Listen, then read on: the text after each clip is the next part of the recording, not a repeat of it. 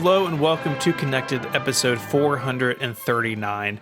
It's made possible this week by our sponsors, Indeed and Capital One. My name is Stephen Hackett, and I have the pleasure of being joined by Mr. Myke Hurley. Hello, and I have the pleasure of being joined by Federico Vitici.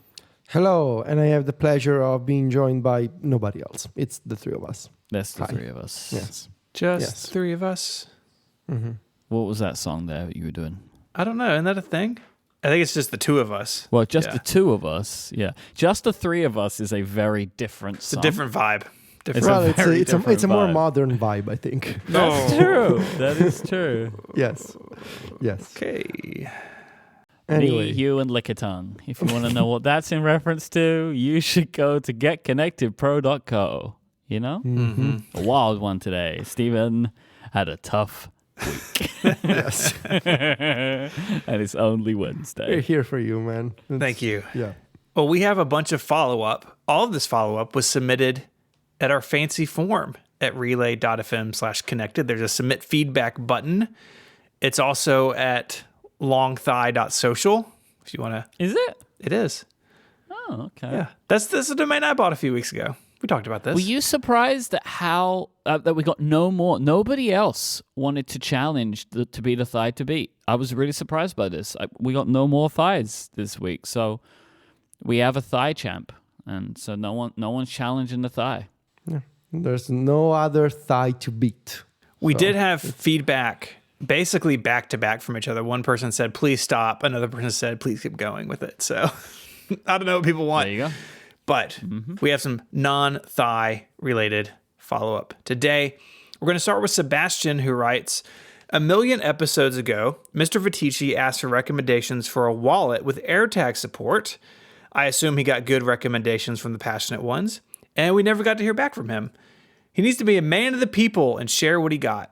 I think this is incorrect. I'm pretty sure I shared what I bought because somebody else asked the same question, and I think I'm going to say it again. I bought a cheap wallet from Amazon Italy called the Hawanic wallet.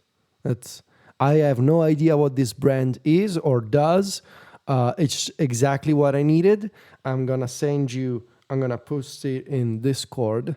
This is what I bought. It's the Hawanic wallet, and it's got a cheap AirTag thing in it. It's like very simple, it's called minimalistic. It lets me put some. I can store some cash, three cards, ID, the Italian equivalent of a social security card, and that's about it. Also, I got my like the little coupon card for my barber shop. They put a little stamp on it. What color? What color? Uh-huh. It's the black one. Okay. Yeah. How often do you go to your barber shop that you need a punch card? Well, like every couple of weeks, actually. Yeah. Keeping it tight. Yeah. Well, I gotta. It's keep a long beard. You gotta care for it. And Yeah. No, you're right. Of course, I got my whole kit at home with the soap and the balm and the oil and all that kind of stuff. But still, it's also kind of relaxing to just go to the barber. Like the guy takes care of you and puts the hot towel on your face. It's very relaxing. I like the hot towel. A while back, I was actually kind of falling asleep because I had a long day. It's like, geez, I totally forgot that I was at the barber. It's like, and this is very relaxing with the towel on my face. But yes, anyway, this is the wallet. I like it. It's fine. I think as soon as you said we've talked about this before, I remembered that we talked about it before. So Yeah. it's covered twice now. Mm-hmm. Dan wrote in, referring to our previous episode, Federico talked about his Apple Watch Ultra and his annoyance with launching shortcuts from a complication requiring a confirmation tap. What about running a shortcut via the action button? Let's see. So if instead of running, so I set it up with the action button. Yeah, it's in the settings on the watch app. Yeah, it skips the confirmation. It skips the confirmation step. It's kind of weird because it like auto confirms that you want to run it. Yeah. But then I gotta give up the flashlight integration. The flashlight is good. Feature. I don't know if that's a good thing. So like it skips the confirmation step if you press the button. Yeah, it That brings feels me, like a way to accidentally run a shortcut a lot of times. well, You really can't accidentally hit the action button. Yeah, you really gotta press it. Because of the crown guard. No, the action doesn't button's on have the a other crown side. guard. The crown guard is on the other side. We're not making that voice. Like, we're not bragging. I did have a thing yesterday. I was in London yesterday and just steer clear of the Apple Store. I just keep steering clear of the Apple Store. I've been doing that since like September. I just won't go into them because I fear what will happen if I go into an Apple Store. So I just stay away from the Apple Store. Apple Watch Ultra would jump onto your wrist. Yeah. Have you tried one on? Yes. David Sparks is. That's He right. put it on my wrist in Disneyland. He just made me wear it, and I liked it a lot. Little watchy tongue action. That's true. Well, maybe you don't have to buy an Apple Watch Ultra. I thought this was great. This really made me laugh. GS Live posted about this in the members Discord. It is a third-party product that is just like a case, like a shell to go on an Apple Watch Series 8 Oh my god. to make it look like an Apple Watch Ultra. And then just, I don't know why, but there's just something so funny about this to me. This reminds me of people who like put extreme things on their car or their truck, right? Yeah. Like racks and like shovels and like a tent maybe, but then they never go in the woods with their car, right? Yeah. Same energy. It's like having a pickup truck, right, in like the city or whatever. Yeah, who would do that? Exactly. That's the kind of thing. But this is very funny to me. I think that this is a hilarious product that I'm pleased exists in the world for people that want to pretend they have an Apple Watch Ultra but don't actually have one. I think it's fantastic. I feel like I've seen an uptick in Apple Watch Ultras in the world. For a long time, I didn't see another one at all, but I've seen a few, just like at the grocery store, like, out and about in the world. Maybe everyone's doing this with a $13 Snap-on cover. Yeah, that actually could be what's happening. I feel like I'm seeing them more and more these days too, which again doesn't help me for my want of one. But I'm just still not going to do it. I'm going to wait. I'm waiting. Anyway, now that I'm trying this, thank you, Dan, for the suggestion. I didn't know about the skipping the confirmation step when you trigger a shortcut from the action button. I'm going to think about this. I think I run this shortcut more often than I trigger the flashlight. So it may be worth it to just pair it with the action button and go back to control center for the flashlight. Is it within your security parameters to share what the shortcut is?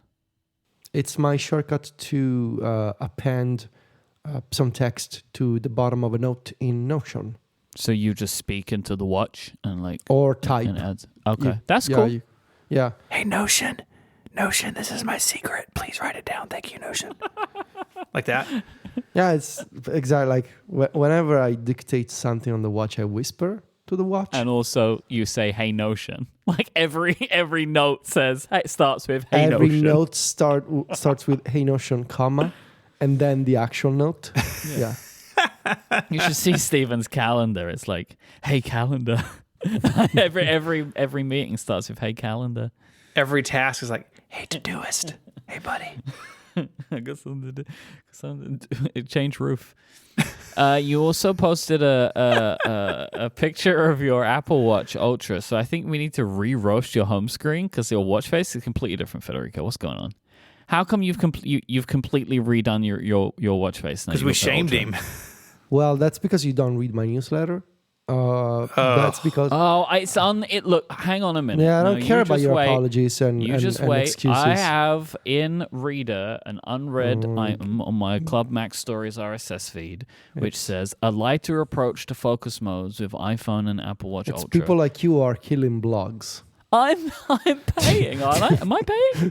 I don't even know. Yeah, I took some time to make 2 focus modes. Just I don't want to be like those people with 20 focus modes.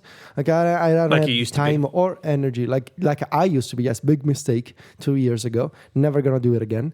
So I just have one for like during the day when I'm working, or after 9 p.m. when I'm just chilling, minding my own business. And I got the watch faces to go along with those home screens on the iPhone.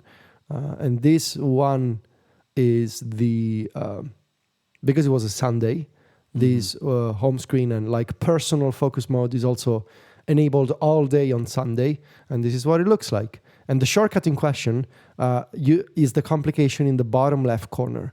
That's the shortcut for Notion.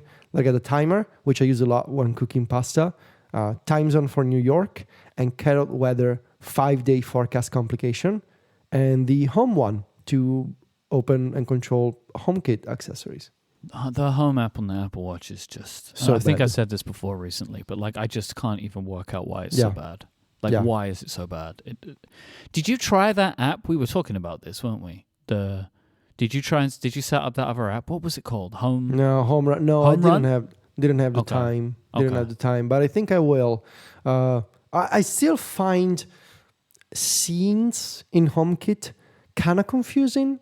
Yeah. Like, and sometimes I don't know if what I want is a scene or a shortcut. And what I also find weird is sometimes the kind of quote unquote scene that I want to make is more of a shortcut, like control a bunch of things at once, but also have conditions. Yeah. And I just find it weird that I cannot create this in the Home app. Yeah.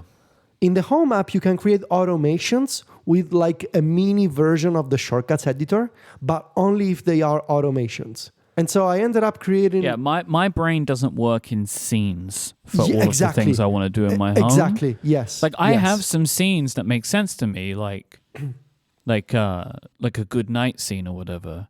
But, like, I have a scene for the studio which is just turn the 2 radiators on. And that doesn't make sense to me as a scene. That's just like controlling 2 devices at once, right? Like, thank you. Yes. It doesn't make sense to me to do that, but that's the only way that I can find to do it and then set automations on it. It's complicated.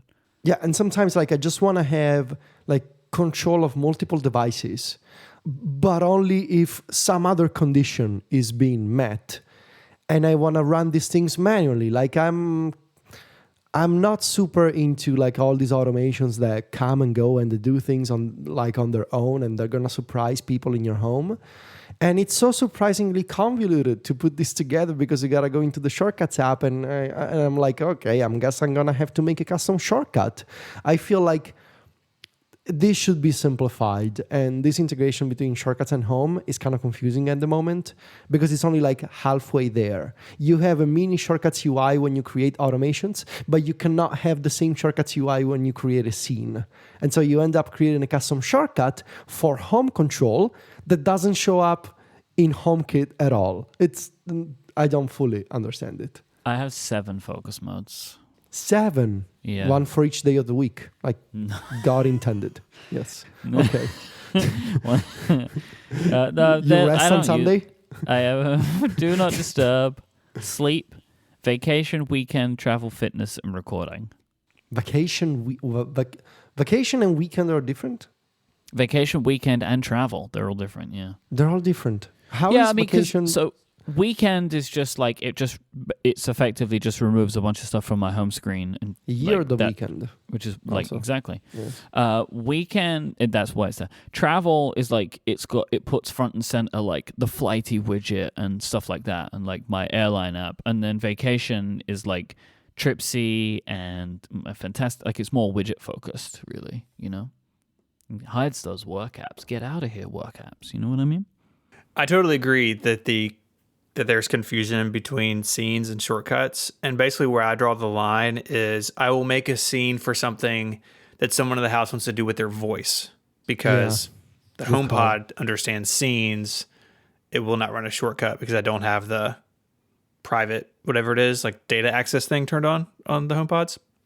And so I've got a couple of scenes, and then the rest of the stuff that like I just want to do, like maybe from my phone, because I have on my today view screen thing, to the left of the home screen, a bunch of shortcuts in a widget, and most of those are actually HomeKit stuff.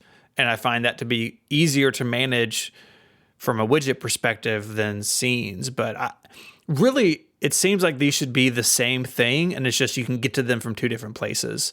I don't understand why there's like this subtle distinction between them, or you have some capability if you come from one side, but if you come from the other side, it's different. It's confusing, and it feels like it's one of those things that, and this is conjecture, but maybe it like fell in between the cracks, right? It's like, oh, well, what team is actually supposed to do it? No one knows. And so it's kind of messy. The shortcuts widget that you mentioned, like the small one, I also have a couple in the Today page. Let's talk about it. I feel like that shortcut its potential, like that widget, its potential is so wasted. That small square, like the smaller size shortcuts widget, I feel like that widget should allow me to have like 4 buttons in a grid. Oh, yeah. Why is it just one? Yeah. Like None of them are dense enough, really. No, they're not. And I'm pretty sure that like 2 years in, they still don't have an Excel size widget on the iPad for shortcuts, like the big rectangular one. Mm-hmm. I don't think so. No. Yeah, they don't have it, and it's been 2 years, I think, since that feature launched. I don't know what they're doing. I have a call to listeners. If you are out there and you have a 3D printer and you want to help with something for the 2023 Podcastathon for St. Jude, knowing that you cannot tell Myke what I'm up to. Okay, so you can't share spoilers in Discord or on Mastodon. Some people have come very close. We actually took a picture down because it was pretty close to being a spoiler. If you're willing to commit to complete secrecy and pitch in with your 3D printer, please send me an email. It's Stephen, Stephen, at relay.fm. And I have something I would like some help with. So a bunch of people are already helping, but the more the merrier. That's all I'm going to say. Terrible. This is upsetting to me on a number of levels. Because, like, one, I don't know what this is. I don't know if this is like a good thing or a bad thing. It's probably a bad thing. Mm-hmm. And I don't like the idea of like 3D printed things. Like, what is it going to make? What's that going to mean? Like, how painful is that going to be? And then the other one, who has agreed to a podcastathon? You know what I mean? We haven't agreed to this. Who's agreed to the 2 of the podcastathon this year? I haven't had any conversations with anybody yet. Well, Jill isn't fully in the loop on this. I did it. Oh, I'm sure Jill is in the loop. I'm just saying, like, we've yet to even like have a conversation. Well, we have a date. Podcasting. You know, so you made it. You made a date. We agreed to a date, sir. Well, I'm not agreeing to any dates now. There's subterfuge. You know, we're gonna have to renegotiate. It's not subterfuge. No, it's just a jape. That's all it is. I find the whole idea of 3D printing so creepy. Why? Oh, I don't know, like making objects like you make babies. I don't know. I find it so odd. Like you can just make something and it pops out from a thing. Do you think making babies is creepy? Well, no. Okay, because you said like no, it's creepy like objects. Making babies. No. It's I just wanted to just double check. It's the idea of taking a substance and it becomes an object that didn't exist before. That's just construction. I mean, No, it's not. It's like, I think... Federico, does it make you feel uncomfortable because it's like people think they're playing God or something? I was literally gonna say, I think a lot of people who are into 3D printing have like this God complex that they should probably talk to someone about, because like, and I see all these folks make like, oh, I 3D printed this and I made this, and it's like, Look at my little tugboat. Would you stop printing stuff, please? Like, why are you printing so many things? It's like AI, right? Like you don't know it's like you're training these models, and who knows, they might turn against us. What if the 3D printing turns against us? And then everybody who's into 3D printing, they always post like the little time lapses of the printing. That I also find creepy, because you can literally see like this liquid that turns into like, I don't know, a little figurine or whatever they're printing. And everybody who's into 3D printing, they also print, for whatever reason, like the cup holders. They're super into printing cup holders. Everybody wants these cup holders. And I'm like, how many cups do you need to hold and where? Steven, do you have a cup holder? I have a 3D printed cup holder in my truck. You were right. You got him. Got him. Federico, you're right. Nailed it. It is. It's been a fun hobby to get into, but yeah, there's a lot of people who are way too too into it. into it. Yeah. Yeah. We have a lot of questions about what you find creepy. I'm just going to run through these and you give me a yes or no. How does that sound? Okay, yeah, go for it. Do you find Minecraft creepy? No. Lego? It's very nice. No. What about 3D printed babies? Yes. Yeah, I Googled it. Don't look at them. It's horrifying. What about DIY?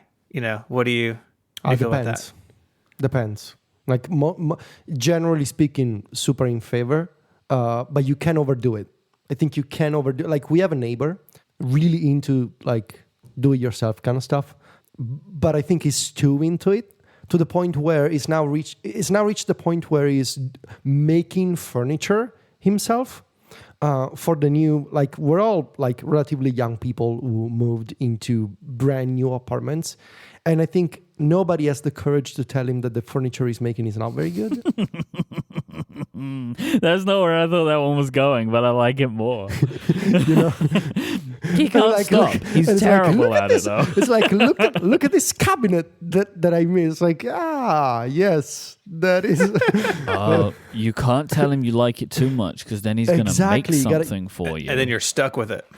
You got to walk the line. It's a fine balance. So not creepy, but you can overdo it. Got to be like, not my style, but I like it for you, Yeah, that's usually what I do. But really, it's mostly the time lapse that's problematic for me. It's the watching the thing be shaped into existence by a machine. It kind of reminds me. I think now I'm sort of self-analyzing my brain. It reminds me of the scene from one of the earlier seasons of Westworld, where they show how they make the human robots out of like that milk like plastic substance, and they're like actually making them with all the filaments and all the joints, and it was super creepy. And 3D printing kind of reminds me of that scene from Westworld. So you see why my brain makes those associations. So I should not send you a time lapse. No. I'll send you a picture of what we're doing, though, as a group. Okay. I'll send that to you privately after the show. This episode of Connected is brought to you by Indeed. No successful entrepreneur is an island. It takes a core team of trusted advisors to help build a business from the ground up. It's been true for all of us building our business.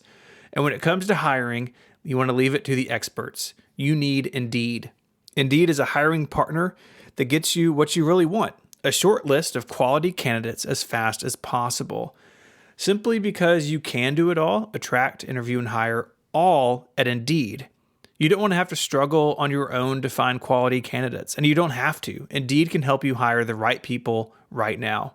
Indeed partners with you on every step of the hiring process, so you can find talent with the skills you need through tools like Indeed Instant Match, assessments, and virtual interviews. With Instant Match, as soon as you sponsor a post, you get a short list of quality candidates whose resumes match your job description, and you can even invite them to apply right away. Indeed really does make the hiring process so easy. By having all the tools in one place, it takes away so much of what can otherwise be a daunting process. Indeed's data shows that with Instant Match, 90% of employers get quality candidates as soon as they sponsor their job post. And candidates are 3 times more likely to apply than those who just see it in search. So get started right now with a $75 sponsored job credit to upgrade your job post at Indeed.com/connected. That's a $75 credit at Indeed.com/connected. This offer is valid through December 31st. Terms and conditions apply. Learn more at Indeed.com/connected. Need to hire? You need Indeed. Our thanks to Indeed for their support of the show and Relay FM. Federico sent to our group thread a selection of time lapses for 3D printing now. It's a baby Groot. This is upsetting. Oh, I don't like that it's like in pieces and then it... Ooh, Yeah. that's unfortunate. I found that scene from Westworld I was telling you about. Tell me they're not similar. I mean, you see why I am. I'll put that in the show notes for people. Apple Frames 3.1, after Finally. months of work, Federico, you have published. Calling this a shortcut does not do it justice. You've created an ecosystem of shortcuts. So could you start with what's new in 3.1, sort of the main shortcut, and then I want to get into these others that you've built to go along with it. Yeah, so for the main shortcut, I restored support for devices that I forgot to include in version 3.0. That was the iPhone 8 Plus, the Apple Watch Series 7 and 8 in the 41 millimeter size. And I also fixed a problem that I found with the 11-inch iPad Pro. I don't know if you guys read the entire story, but if you saw, I dropped a little thing about the 11-inch iPad Pro. I don't know if you caught it. You didn't? No, I did read it though, so I don't know what I've missed. Yeah, that I ended up buying an 11-inch iPad Pro. Oh, you know what? I'm going to be honest. I skipped that part because new Because you devices didn't- and fixes, that part wasn't interesting to me. I'm sorry. Bug fixes and Yeah, improvements. that was what that part felt like, which is very helpful, but I wasn't feeling like anything was missing, so I didn't read that part. Yeah. Here's what he wrote. I fixed an issue with Apple Frames 3.0 that was causing screenshots taken on an iPad Pro 11-inch in portrait orientation with the more space display scaling mode enabled not to be framed properly. And then you apologize to everyone whose lives you ruined. I ended up buying an 11-inch iPad Pro myself so I could debug the issue and figure out what was going on. Yeah. You really are a developer now. You have testing devices, you know? So I got an 11-inch iPad Pro, which I've been using, in fact, instead of the big one, instead of the big iPad Pro. I don't know. It's complicated feelings about the 11-inch iPad Pro. It's pretty lovely, except the display. It's the perfect form factor. They just didn't do anything to it. Really that's the nice problem. form factor. It's the limit, like it reaches the limit of I think, like how small would I like a keyboard with a Magic Keyboard. I mean, it's workable for me. Too bad about the display.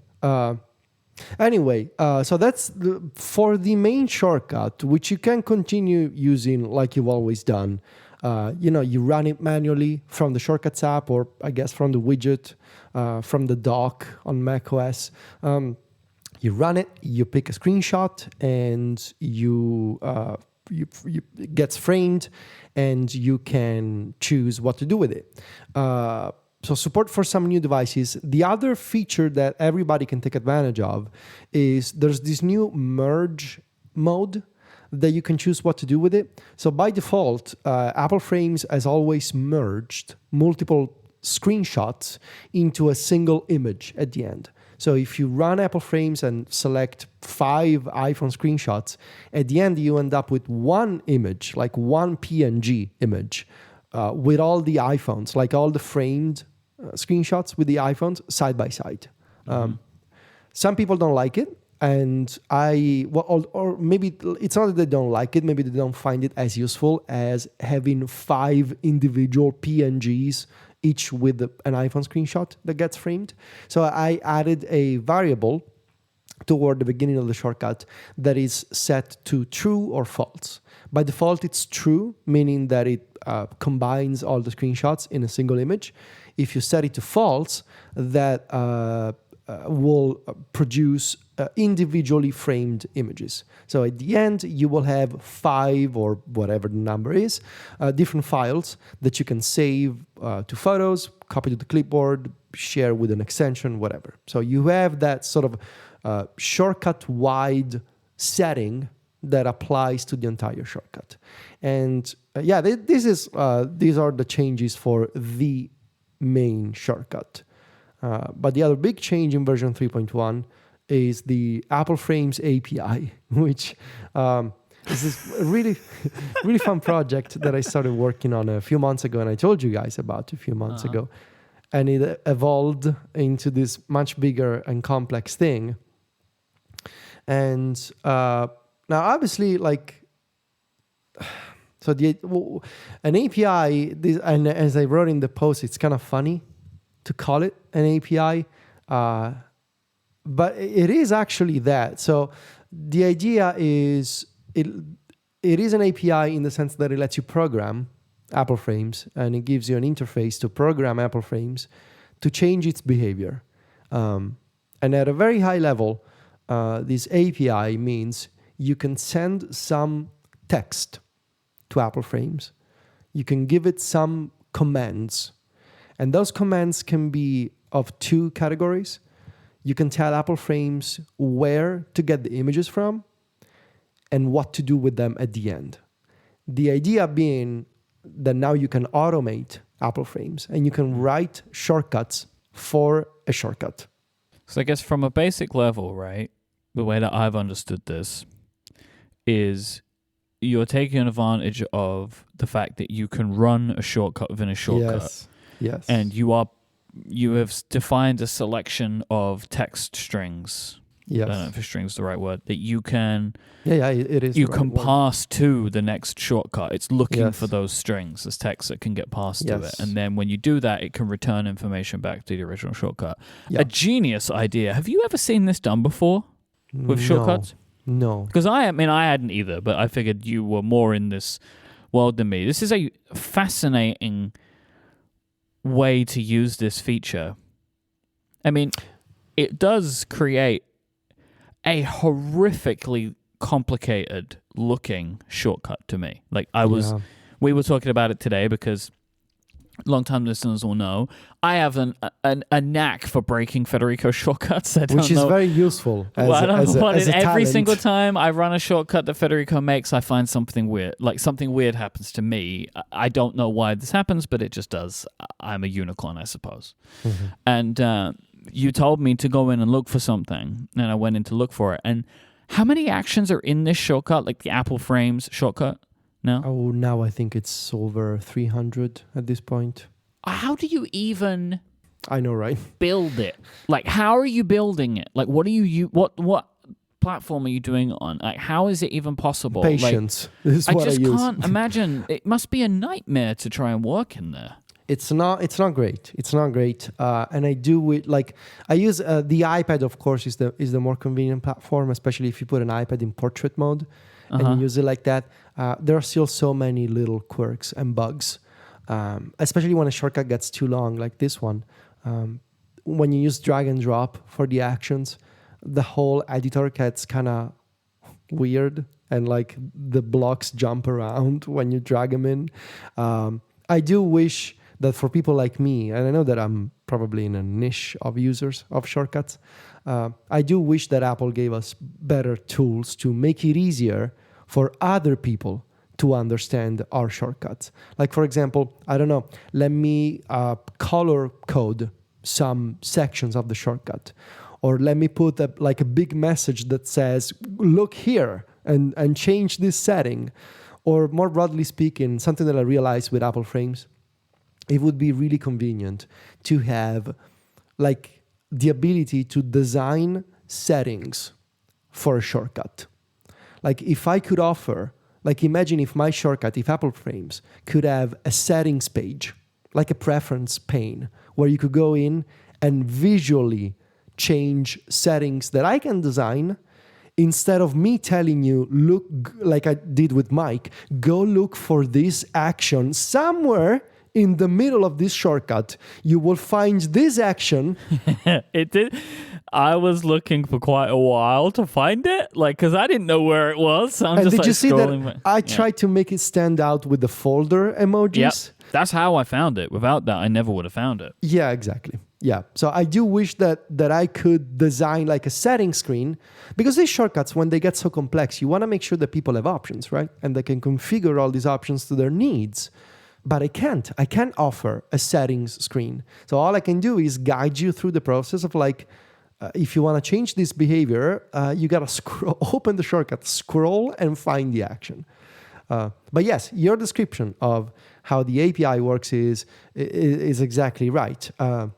Look, this is not a web service, right? This is not, like I'm not running shortcut in the cloud and I'm using a web API for the shortcut.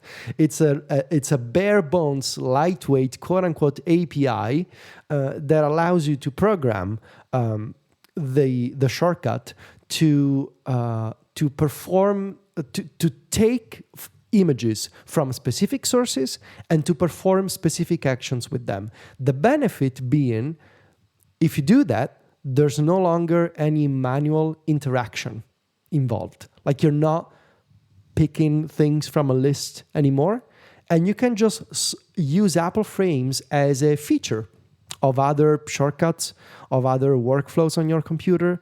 It sort of becomes a function that runs in the background, and you can program however you want, given the options that I built, of course.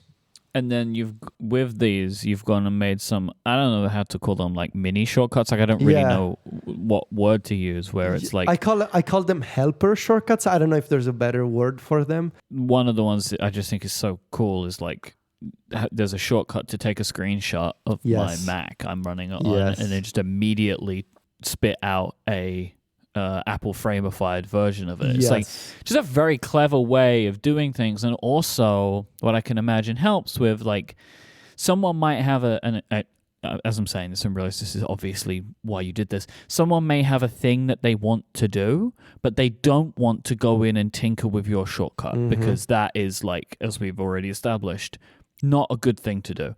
But this way, they can make their own shortcut that takes advantage of the power of Apple Frames to, like, I don't know, take a screenshot and upload it to a specific place without there needing to be any intervention. And this would allow them to do that by using the simple kind of API that you've written as such. It's very smart. That's exactly right. And the idea was, like, it all started because I kept hearing from designers and developers who use Apple Frames to produce screenshots for the App Store or for their websites.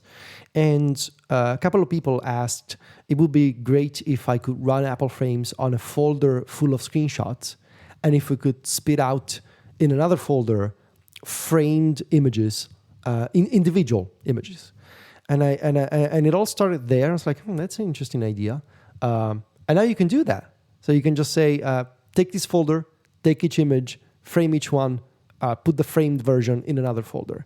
And so imagine if you're a designer or a developer and you got 50 screenshots or 100 screenshots, you can just put together a little utility that uses Apple Frames. Basically, Apple Frames becomes sort of this engine that runs behind the scenes and does that for you. That's one of the many things that it can do now. And in fact, I'm going to give you guys a little preview. This Friday, I will probably release a very small 3.2 update to Apple Frames with just one feature, just one thing that I already built. Because on Friday, Mac Stories Weekly, one of the things that I'm going to explain is, in fact, you can now run Apple Frames from the command line on macOS.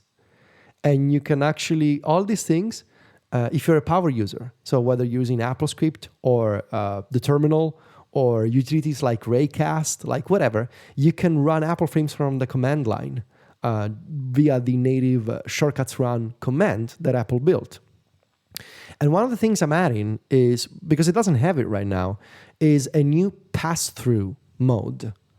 The idea being that, so right now, Apple Frames 3.1 has all these different output commands, things like take a framed image and copy it to the clipboard, or save it to Photos, or save it in Finder.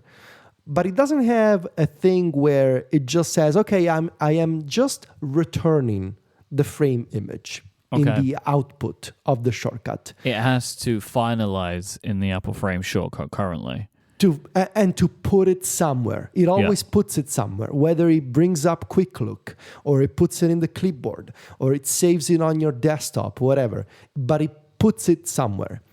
And I just built a pass-through mode that doesn't save it anywhere. It just puts it in the output of a shortcut, meaning that it's going to be even better if you run a shortcut from the command line, or if you run a shortcut using the action run shortcut, you're going to see the output of Apple Frames in line in the shortcut. Like you're gonna see, oh yeah, this is the output. You didn't have to save it anywhere. You're just getting the framed image back as a variable, basically. And that's the pass-through mode that I will probably release on Friday. Once you think about it this way, like it's, it is a shortcut, but it can also become much more flexible, especially on the Mac. That's the thing about it. I think especially on Mac OS, because of all the flexibility that you have in terms of running shortcuts from the terminal via script with Keyboard Maestro, with stuff like Alfred or Raycast. You can just call this up, make your little custom utility for it, and you run it with the keyboard shortcut anywhere on your Mac. I think it's pretty nice. It's gonna save you a lot of time. It's super good, man. So That's good. wild. I don't know how you come up with this, and I have no idea how you do it. Like, but it's really great. No, thank you. And there's actually an interesting question from Ramon in the Discord. Ramon asked, when should it just be an app rather than a shortcut? Which is a question that I hear very often. The thing is, it should probably be an app. But then I would reply with, Apple should give me the tools to make apps without code. The thing about shortcuts is that none of this involves any code. Even the API that I made it visually, like in the spirit of shortcuts. It's a very shortcutified API in the sense that it's all visual. Like I don't want to learn any code. I think I'm pretty bad at code actually, and remembering all the things. But I'm pretty good at shortcuts, I think, and arranging things visually.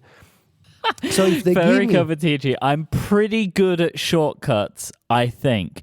By the way, here's my shortcuts API that I built this week. You know what I mean? But the thing is, like, yeah, it should probably be an app. I would love for this to be an app and have like better integration with the system, whatever. Like imagine if you had a real Apple Frames extension or like there's so many other things that apps can do. But I don't want to code. I just want to touch variables and see things visually, So that's why I make shortcuts. When you make these, when you work on these, what device are you using? Your iPad? I can tell you that over the past 3 months, all of the shortcuts that I've built, I've done them on the iPhone. What? This is a topic for another time, but yeah, mostly been working on the iPhone. Use the iPad this week just to debug a few things for that 11 inch. Your poor hands. You know what? Oh man. Okay. Well, yeah. Well, it's the Apple device that I am using all the time. The others, not so much. So that's why I'm keeping, shortcuts there. Yeah, I mean, it's fine, right? Especially on a Pro Max.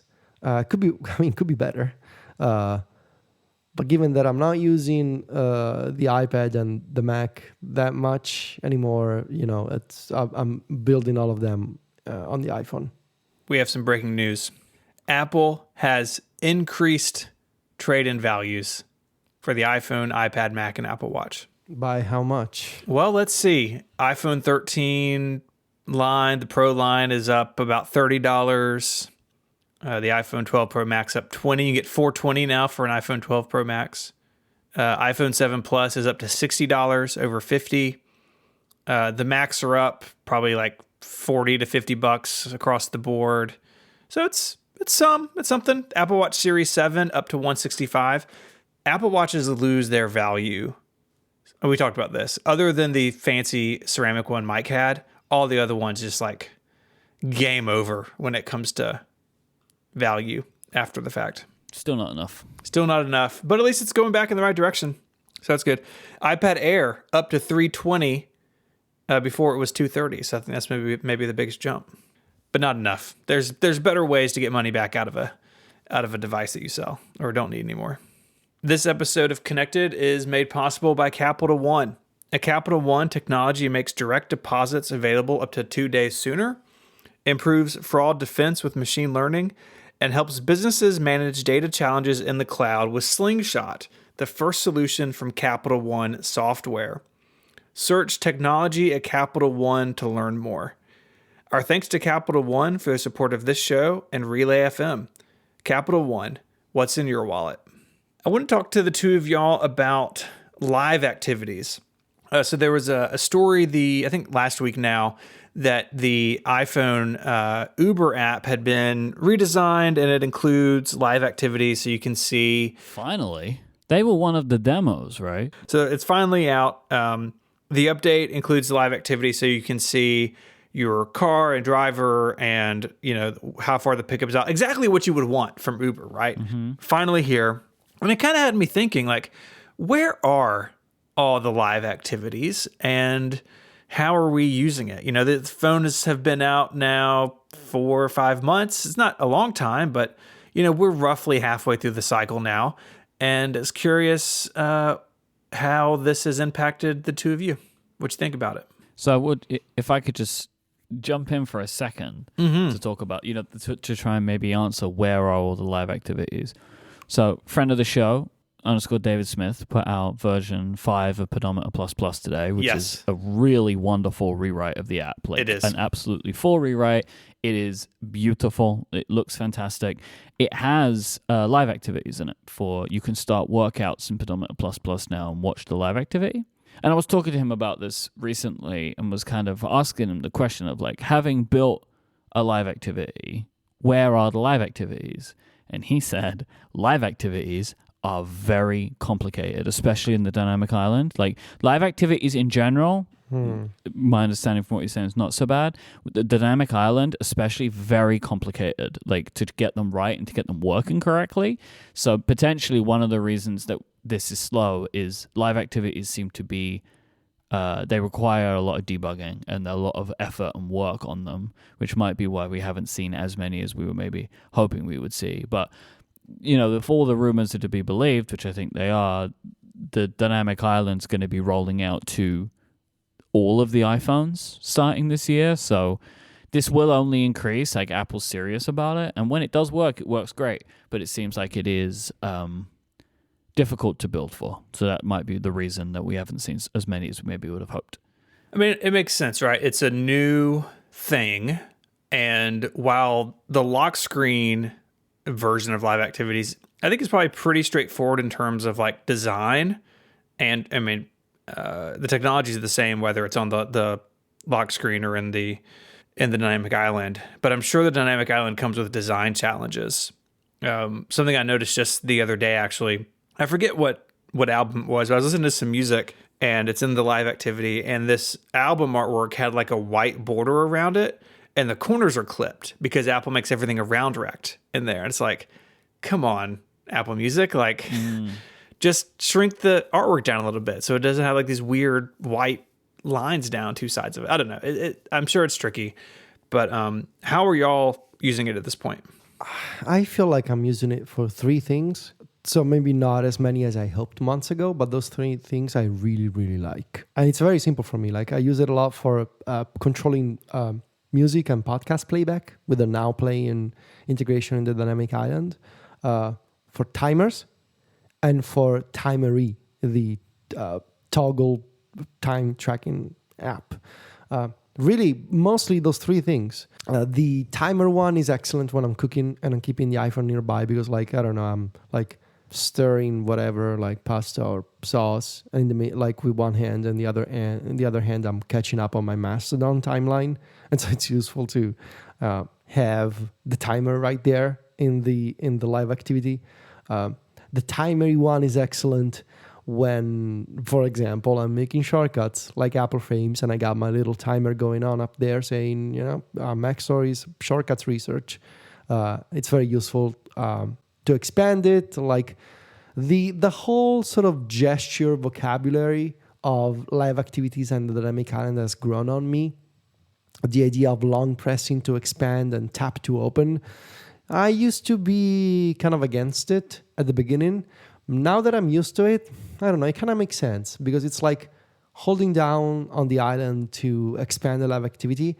It's kind of similar to how you bring up a context menu in iOS. You hold down and something appears. So I understand why Apple did it more than I did months ago. And the now playing integration is also excellent. Like I'm listening to something, whether it's a podcast or some music, and I can just hold it and pause or skip. It works really well. But now, I think these are not exactly creative uses of live activities and the dynamic island. All of these, by the way, are also incredibly useful on the lock screen. The timery one, especially with the always on display. Maybe I'm typing away on my computer, but I'm keeping the iPhone nearby, like on the desk, and I can glance at the live activity to see the minutes that I've been tracking my time. That is excellent on the lock screen. But these are just 3 use cases. And maybe months ago, I thought everything was going to be live activities everywhere, dynamic island everywhere. And it hasn't turned out to be that. But at the same time, I'm not complaining because these 3 use cases, I use them a lot and they really work well. So, if I had to grade it, which you guys have not asked me to do, but 75% positive, sentiment. What is the it you're grading? The general sort of my relationship with the dynamic island and live activities. Okay, it's 75%. 75% positive. Yeah, it's pretty good. Could be better, but, pretty good. Yeah. It's pretty high. I would agree with your general thesis, which is like, I expected there to be more, and I would still like there to be more, but the live activities that I use a lot are the exact apps that I want to be using it for. Yes, yeah. My one that the only one that's missing for me is we have a food delivery service here called Deliveroo, and I want them to adopt. I love Deliveroo. Yeah, I love it. It's so good. Do you have Deliveroo in Italy? Yeah. Okay. I'm not sure what countries they operate in. Big Deliveroo fan. I think at some point I was paying for their Deliveroo Plus subscription. I pay for that. Yeah. Because it's like you order a few things a month and you do save on it. Yeah. Because they it's like with all of these food delivery things, they'll send you like 12 notifications. It's just like, I just want the one persistent thing.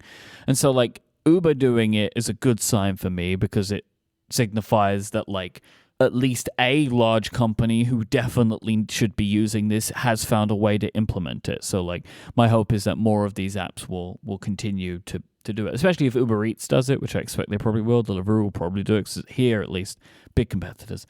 But the apps that I am using, that I use extensively, my favorite of all is Citymapper, which is a transit application. And Citymapper's live activity is like, it's god tier good. Like, I don't know how they have made it as good as they've made it. So I'll give you an example, right? If I open up a route on Citymapper, like I'm at home and I want to get somewhere, they have like a go button, right? So you're kind of like, you're saying I'm on the trip. It is able to track, turn left, turn right, go forward, like to walk to a train station. When I'm on the train, it's tracking every stop. Like if you do the press and hold, it shows me the line that I'm on say this one part of the overground, the underground. That's cool. And it's tracking me along that route, and will then say like, and the iconography changes. So even if it's like the little one, right? If it's you've got to make a change, it changes to a little alarm clock with an arrow of like, hey, your stop's coming up, and then it will. Then I will go make that, and I can see it all in the live activity, and then even again, it will then change to walking directions. It's wonderful how good this is. I don't know how they do such a good job. It's next level good compared to all of the other ones that I've tried. They are really on it. Like, so I think that's fantastic. Timery, of course, I use. Timery is one where it gives me the wish. I wish that apps could start a live activity for information that has occurred without me opening the app. So if I start a timer on my Mac, I wished that timer on my iPhone had the ability to know and start a live activity. I feel like live activities should be startable, terrible word, from a notification that occurs. If, say, for example, an app like Timery, right, was able to send a notification to my other devices that a timer had started, it could then start a live activity. I wish that this was possible. Like similarly, I like Fantastic House live activity. Puts the information right up front for the the next meeting that I've got. If it's got a Zoom link or whatever, it's a nice join button I can tap and it'll just start the call. But it can only show me that if I've already opened the app, which is makes it less useful, right? So I wish that there was a way for that to like that handoff to occur. Similarly, I use the Now Playing one. The Now Playing one's great because it collects all of the different types of audio that you could be listening to, right? Whether it's audio from your podcast app, your music app, YouTube, like whatever, it just all falls into that, which is great. And then similarly, Carrot Weather I love because it's kind of like Citymapper in a way of being very adaptable with the UI. Like it's for rain stuff, but it's helpful because I can see it's going to rain. I can get a little graph. So they're the ones that I use. And these are the kinds of things that are exactly what I want to be using live activities in a dynamic island for. I guess I forgot to mention, I don't know if it's not necessarily a live activity, but obviously when you run a shortcut, it temporarily goes in the dynamic island, and I love that. How it works on the iPhone now, but it's not a live activity per se, in the sense that once it's done running, it just disappears. I guess those are like some of the dynamic island features that are not live activities. They're just like custom integrations. And the shortcuts one is super good because like now you're getting that confirmation step, and it's not intrusive. It sits up there in the dynamic island for however long the shortcut needs to run. It's got a stop button, which is super useful. So if a shortcut is taking too long, or if you change your mind, you can just stop it. In fact, I wouldn't mind having more stuff as like this custom live activity in the future, like more types of notifications, more types of interactions could probably sit there as like little special notifications, like the shortcuts one, that you can dismiss, you can minimize, or you can expand, and you can continue doing something else on your iPhone in the meantime. So yeah, my hope would be that the next version of iOS will bring some of this kind of stuff, because my assumption would be that not everybody working inside of Apple knew that the Dynamic Island even existed, right? So in the intervening time, there may have been some teams who were like, oh, we could put this there. Maybe podcasts with a live activity that shows you a real-time transcript of what the hosts are saying. Wow, you're really swinging for the fence. That's a lot of things have to come in line. Yeah. Am I willing to make this a risky pick? Probably not. It would be one. It would be one, though. Okay. I think my uses are very similar to y'all's. I mean, outside of Citymapper, I'm using Timery and Now Playing. Sports Alerts is the only sports score app that I have found that has live activities. There may be others, but I've been using that. I wrote it up on the blog a while back. It's fine, like it does the job, but the big apps haven't done that yet. I do have a fundamental complaint about live activities that have been really bothering me. Is that if you're running a timer, you can open the clock app from the dynamic island, but you cannot open the clock app from the lock screen. So a bunch of other live activities, like you tap it and it opens the app, but the timers one doesn't. It just sits there and stares at you. And I don't understand why that's the case. Like if I'm running a timer, very often I want to go look at the clock. Like, oh, what time is this going to go off? Or, I want to make an adjustment, right? You kind of gotta go around your elbow to get to it. And that's a little annoying. I don't know why it's that way. Saying about sports, there is an app that I use that says it has live activities, but I've yet to experience them. It's a Formula One app called BoxBox, which has incredible widgets, but the season hasn't started yet, so there's no live activities to show, but they say they have them, so I'll look forward to experiencing them when that happens. Sounds like a future follow-up. Yeah, it will be. Anything else with live activities? I feel like we're pretty happy with what's there, but we would like to see more. I think that's where we come down. Before we go, we have to touch on the biggest news of the year. In iOS 16.4 Beta 2, Apple Books page turn animation has been returned as an option. Yeah, so good to see Apple listen to feedback in iOS 16 and iPadOS 16 about the important features like this one. Lots of people no, but seriously, like lots of people complained about this. I also complained about this, linked to a Verge story. I think in October. I don't recall. But how Apple basically sucked all the fun out of the Books app in 16. And I mean, I can tell you, there are quite a few people out there, people who, unlike me, read a lot of books. Like, think Jason Snell, but angrier and on Mastodon, complaining about the redesign of the Books app in iOS 16. They come off as kind of angry and upset, but if you take the time to listen to their complaints about the Books app design, I think they actually have a point. So I guess they just need better PR from that perspective, like these people. Because their points are actually valid in terms of like it takes way too many clicks or taps to change some books settings in iOS 16. I'm not a heavy reader like those people, but I think they have a point. And so, for example, case in point, neither you, Steven, or John, I think, were able to find the setting for reactivating the page curl animation. Yeah, I read this. I've been running the beta because of the emoji, and we talked about that last week. I was like, oh, let me check this out. Because I actually have been reading in the Books app, just the next book on my list. I was like, well, let me try the Books app out, because I haven't tried it basically since it came out. And I like the sliding panel design. I'm actually like team panel, I think. Interesting. I was afraid they'd gotten rid of the panel and had just gone back. I was like, well, let me go see. And it's like in a submenu of a submenu in there. And none of these menus have labels on them. They're just like icons that are seemingly unused by other Apple applications. It's a little confusing in there. Yeah, that UI, which we talked about last year here on Connected, that weird menu that they have with like, I'm pretty sure, if I remember correctly, there is a button that is both a button and also a slider at the same time. What? I don't remember this. Yeah, man. No, I covered this in my review of iOS 16. There is okay, let me look.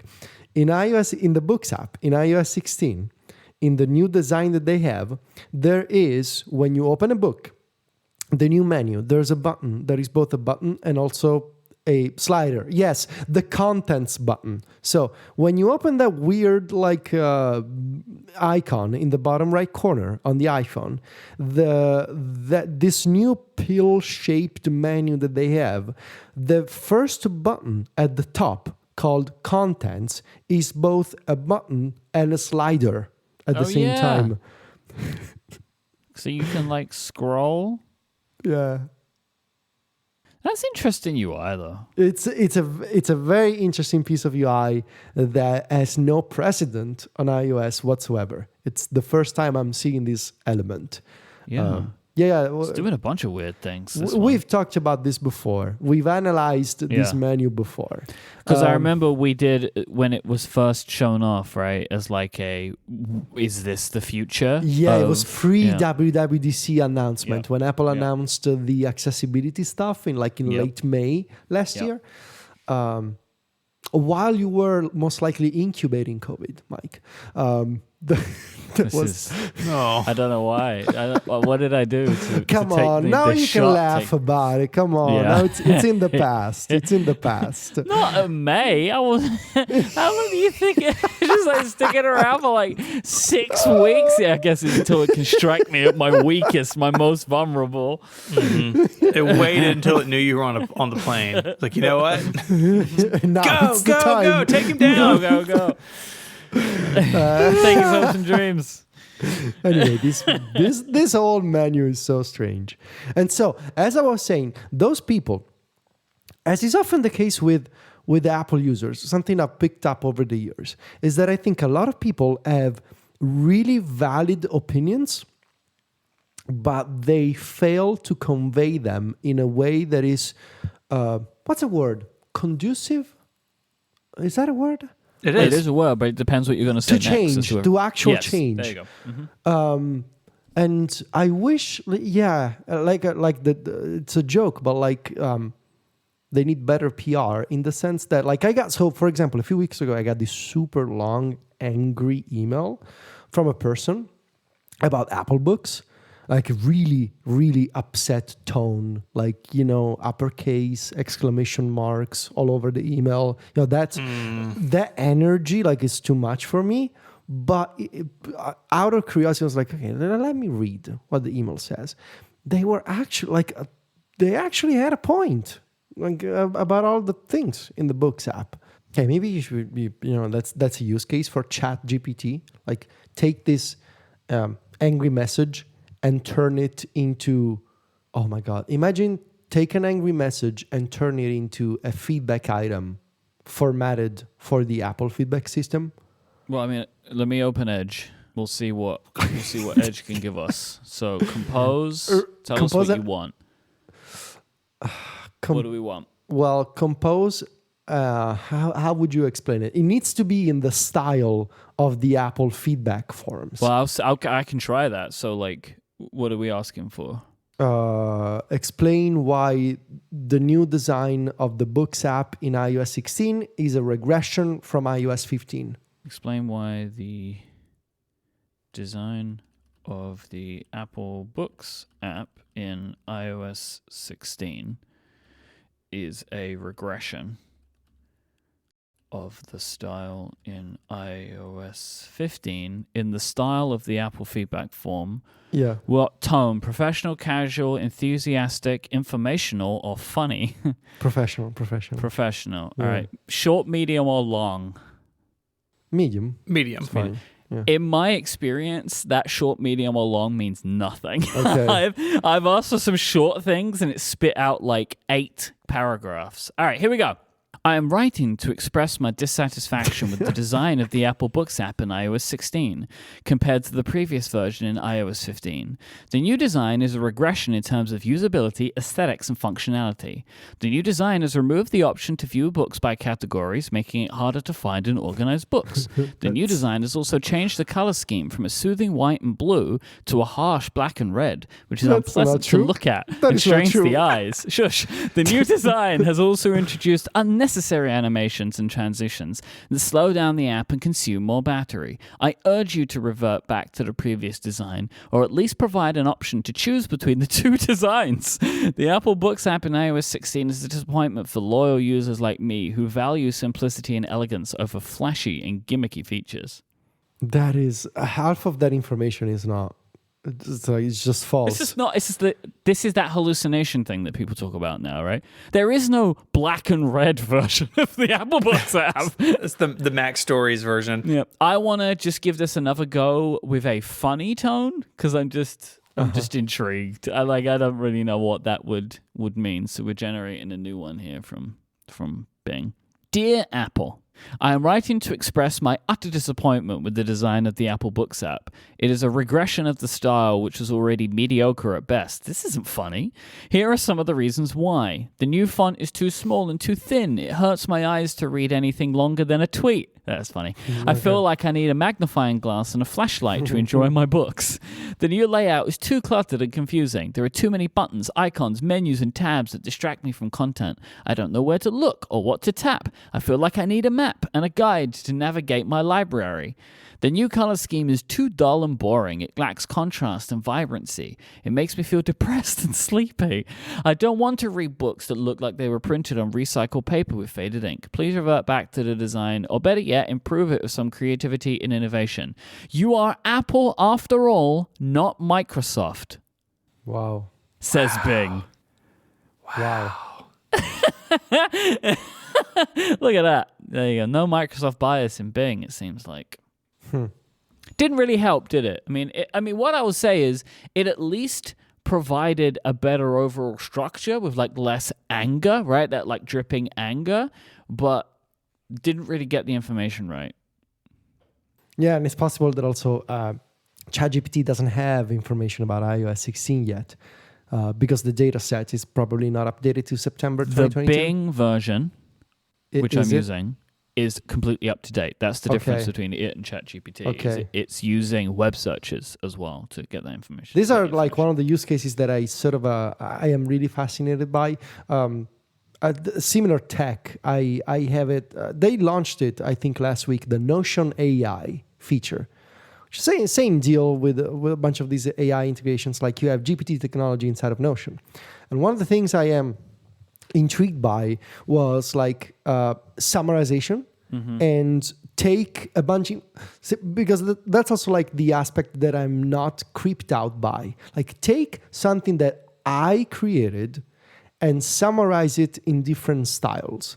So for example, I didn't end up using it because I'm too much of a control freak to trust, a post created by an AI. But I took my entire blog post of Apple Frames 3.1, like the whole thing that I published on Mac Stories last night. I pasted it in a Notion document. And at the bottom of the document, I asked the Notion AI, which is ChatGPT, take this document, write an announcement post in the style of a tweet. That's good. With multiple lines explaining the shortcut that I'm announcing here. And it was pretty good. And then I was able to finesse the announcement, like add emoji every once in a while. And it was pretty good. Ultimately, it felt kind of impersonal.